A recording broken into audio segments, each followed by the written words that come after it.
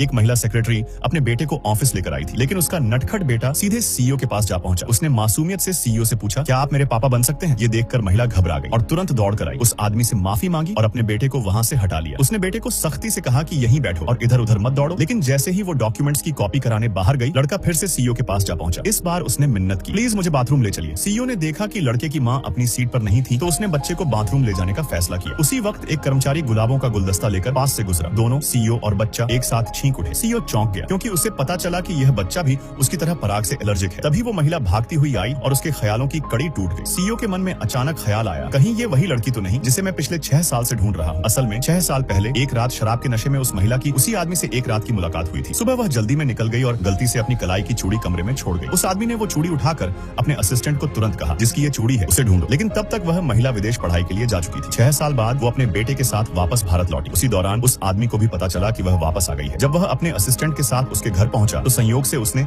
उसे बेटे के साथ किराने का सामान खरीदते हुए देखा। उसे महिला कुछ जानी पहचानी लगी, लेकिन वो पहचान नहीं पाया। उस वक्त घर पर सिर्फ महिला की सबसे करीबी सहेली थी। उस आदमी ने पूछा, ये नेकलेस किसका है? लेकिन जैसे ही सहेली को पता चला कि सामने खड़ा व्यक्ति कौन है, उसने झूठ बोल दिया, ये नेकलेस मेरा है। आदमी ने उस पर यकीन कर लिया और कहा, मैं तुम्हारी जिम्मेदारी लूंगा। अगले दिन जब महिला एक नई कंपनी में काम करने पहुंची तो हैरान रह गई। कंपनी का सीईओ वही आदमी था जिससे वह पिछले 6 सालों से नजरें चुरा रही थी। वो तुरंत पीछे मुड़ गई ताकि उसकी नजर न पड़े, लेकिन उस आदमी ने उसे नहीं पहचाना। उसे सिर्फ इतना याद था कि उसने एक दिन पहले उस महिला और उसके बच्चे को देखा था। बच्चा उसे बेहद प्यारा लगा था, इसलिए उसने अपने असिस्टेंट को कहा, इस महिला को मेरी सेक्रेटरी बना दो। महिला पहले तो मना करने ही वाली थी, लेकिन जब आदमी ने कहा, तुम्हारी सैलरी हर महीने $1 लाख होगी, तो उसने बिना देर किए हाँ कर दी।